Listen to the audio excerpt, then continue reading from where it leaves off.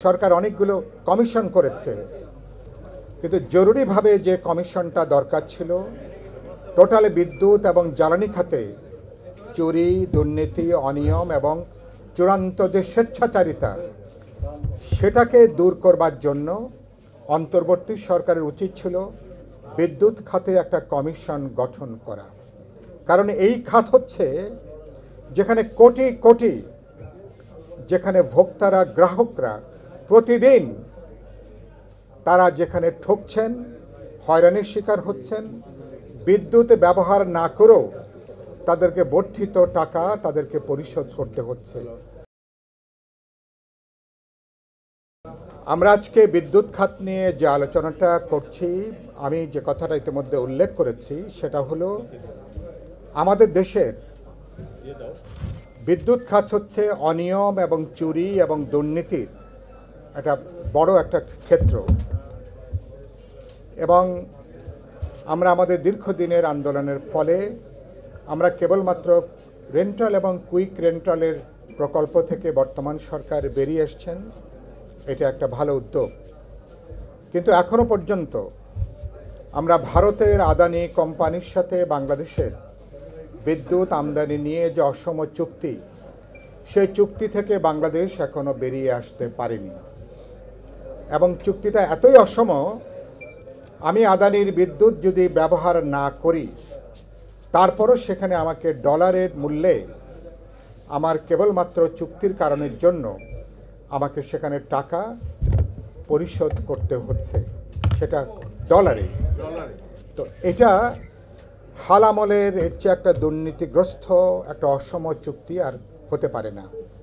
ফলে আমরা, এবং ইতিমধ্যেই আপনি জানেন যে সরকার অনেকগুলো কমিশন করেছে, কিন্তু জরুরিভাবে যে কমিশনটা দরকার ছিল টোটাল বিদ্যুৎ এবং জ্বালানি খাতে চুরি, দুর্নীতি, অনিয়ম এবং চূড়ান্ত যে স্বেচ্ছাচারিতা সেটাকে দূর করবার জন্য অন্তর্বর্তী সরকারের উচিত ছিল বিদ্যুৎ খাতে একটা কমিশন গঠন করা।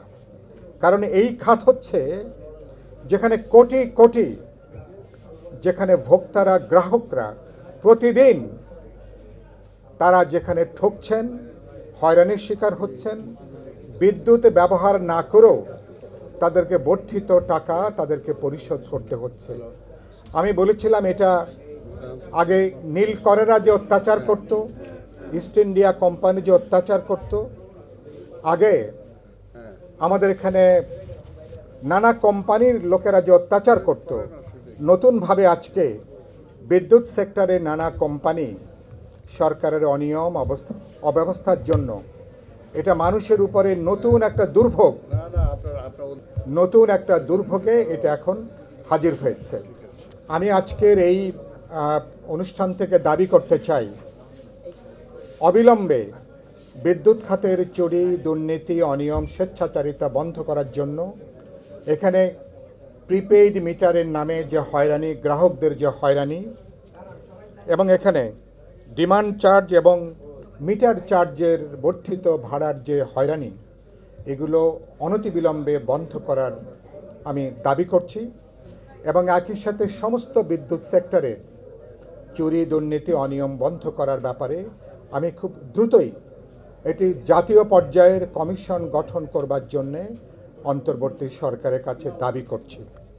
একই সাথে আমি বলতে চাই, আমাদের বিদ্যুৎ ক্ষেত্রে বিশেষ করে যেসব মেগা প্রকল্পগুলো এখানে চালু করা হয়েছে, খুব দ্রুত এগুলোকে পর্যালোচনা করা দরকার। রামপালে ভারতের প্রয়োজনে, ভারতের উদ্যোগে, ভারতের বিজেপি সরকারকে খুশি করতে যেয়ে শেখ হাসিনার সরকার সুন্দরবন বিনাশী তিনি রামপালে যে বিদ্যুৎ প্রকল্প চালু করেছিলেন, আমি আজকে দাবি করতে চাই অনতিবিলম্বে পরিবেশ বিধ্বংসী, সুন্দরবনের বিপর্যয় সৃষ্টিকারী রামপাল বিদ্যুৎ প্রকল্প অনতিবিলম্বে এটাকে বন্ধ ঘোষণা করা দরকার। একই সাথে আমি রূপপুর পারমাণবিক প্রকল্প তাকে সামগ্রিকভাবে একটা পর্যালোচনা করবার দাবি জানাচ্ছি। রূপপুর পারমাণবিক প্রকল্পের তথ্য উপাত্ত দেশবাসী ভালো করে জানে না। এটার বর্জ্য ব্যবস্থাপনা থেকে শুরু করে নানা ব্যবস্থাপনায় ভারতে তাকে গোপনে তাকে যুক্ত করা হয়েছে, যেটা বাংলাদেশের মানুষ জানে না। গণমাধ্যমের এগুলো নজরদারির বাইরে এগুলো কিন্তু আছে। আমি গোটা রূপপুর পারমাণবিক প্রকল্প যেটা চালু হবার কথা, আমি এটাকে আমি শুরুতে বলেছিলাম, এটা হচ্ছে রূপপুর পারমাণবিক প্রকল্পকে আমি গরিবের ঘোড়া রোগ হিসাবে এটাকে আমি তখন আখ্যা দিয়েছিলাম। আমি দাবি করতে চাই এই প্রকল্পকে পর্যালোচনা করে এর সামগ্রিক ব্যবস্থাপনা কিভাবে হবে, বাংলাদেশের তার কর্তৃত্বে বাংলাদেশ এবং রাশিয়ার একটা যৌথ নজরদারিতে কিভাবে এটা আমাদের এখানে ইতিমধ্যেই যে বিপর্যয়ের আশঙ্কা তৈরি করেছে রূপপুর পারমাণবিক প্রকল্প, এ ব্যাপারে সামগ্রিক পর্যালোচনা করে তারপরে ব্যাপারে পরবর্তী পদক্ষেপ নেওয়া দরকার। 3 নম্বর আমার গুরুত্বপূর্ণ দাবি হচ্ছে সামগ্রিকভাবে কমিশন গঠন যদি বিলম্ব হয়, অবিলম্বে সরকারকে সমগ্র বিদ্যুৎ খাত নিয়ে তাদের একটা গণশুনানির আয়োজন করা দরকার। প্রিপেইড মিটারগুলো যেভাবে তারা জবরদস্তি করে গ্রাহকদের উপর চাপিয়ে দিয়েছেন, এগুলোকে কোনোভাবে গ্রহণযোগ্য না। এবং অন্যান্য দাবি যেগুলো উচ্চারণ হয়েছে, মনে করি যদি একটা গণশুনানির আয়োজন করা যায়, সরকারের পক্ষ থাকুক, কোম্পানিগুলো থাকুক, যারা ভোক্তারা তারা সেখানে থাকুক, এবং গণশুনানি করে আলাপ আলোচনা করে যেটা দেশের জন্য, মানুষের জন্য, গ্রাহকদের জন্য কল্যাণকর হবে, আমরা সেভাবে সিদ্ধান্তের জায়গায় আসতে পারি। আমরা কি ব্যাপারে একমত হতে পারি যেটা গণশুনানির একটা আয়োজনের ব্যাপারে? আর এই মুহূর্তে আমি এটা হচ্ছে এই প্রসঙ্গে আমার বক্তব্য। আর আপনি জানেন যে সরকার পরিবর্তন হচ্ছে সত্য। আমাদের আন্দোলনের অভ্যুত্থানের মধ্য দিয়ে আমরা গত বছর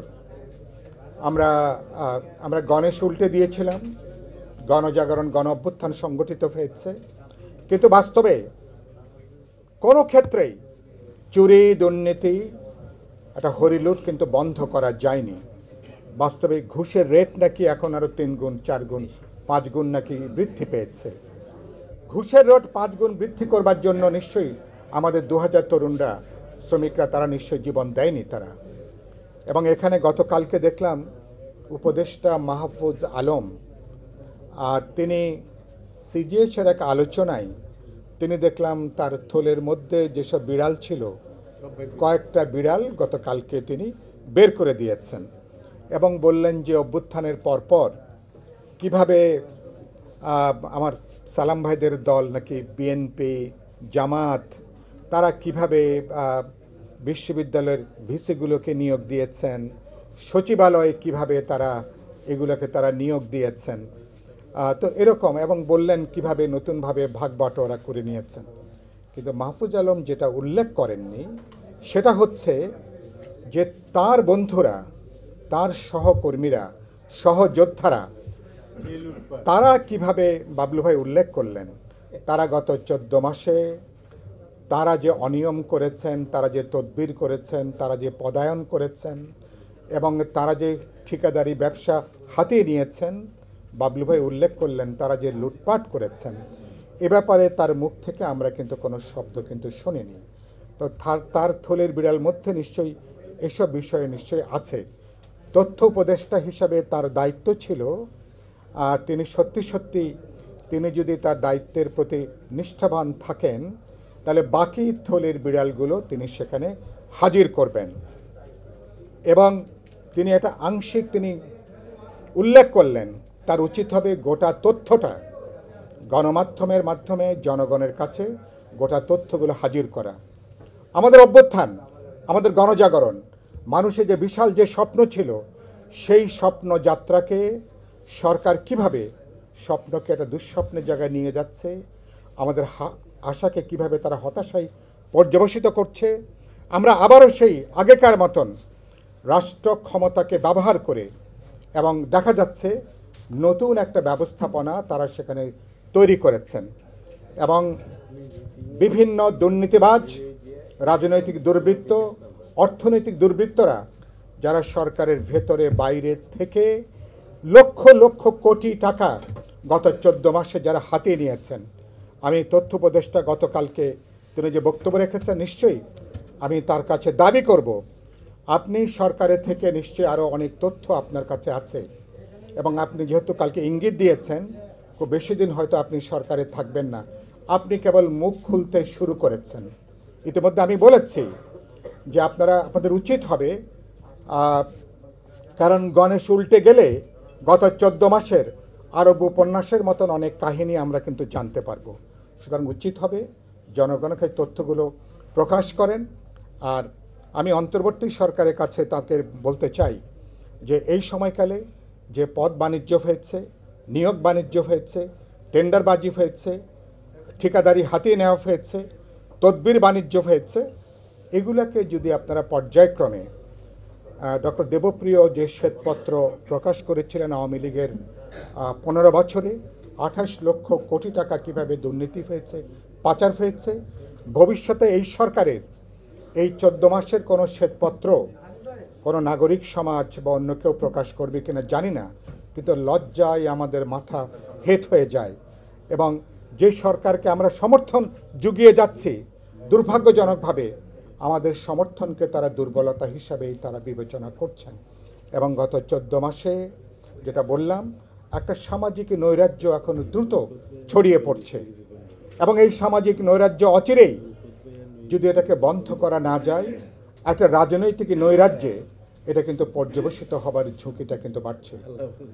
আমার খাগড়াছড়ি এখন জ্বলছে, পার্বত্য চট্টগ্রামে এখন সেখানে অবরোধ চলছে, এবং গতকালকে 3 জন আমার সেখানে মানুষ সেখানে খুন হয়েছেন, গুলিবিদ্ধ হয়ে তারা সেখানে মারা গেছেন। এবং বাংলাদেশে যে পরিস্থিতি চলছে, এবং সেই পরিস্থিতির মধ্যে আমি গভীরভাবে উদ্বিগ্ন। নির্বাচন কোনো কারণে যদি বিলম্বিত হয়, নির্বাচন কোনো কারণে যদি প্রলম্বিত হয়, কোনো কারণে যদি ভেস্তে যায়, তাহলে কিন্তু বাংলাদেশ তার ইতিহাসের গভীর একটা বিপর্যয়ের মধ্যে পড়তে যাচ্ছে। আমাদের অভ্যুত্থানের যে অর্জন, সে অর্জনকে বিনাশ করবার জন্য, সে অর্জনকে বিসর্জন দেবার জন্য, অর্জনকে নস্যাৎ করবার জন্য দেশের ভেতরে, আমার চারিপাশে, আন্তর্জাতিক পরিসরে অনেকে ভয়াবহভাবে তৎপর। সেজন্য আমি বলতে ইতিমধ্যেই রোহিঙ্গা সংকট, পার্বত্য অঞ্চলকে নিয়ে আমার দেশের ভেতরে আন্তর্জাতিকভাবে অনেক প্লেয়াররা তারা কিন্তু সক্রিয় আছেন, এবং বাংলাদেশ একটা ভূ রাজনৈতিক একটা অর্থনীতি রাজনীতির সমর কৌশলের একটা অংশ হয়ে দাঁড়িয়েছে। সে কারণের জন্য বর্তমান সরকার কোনোভাবে তারা পরিস্থিতি সামাল দিতে পারছেন না।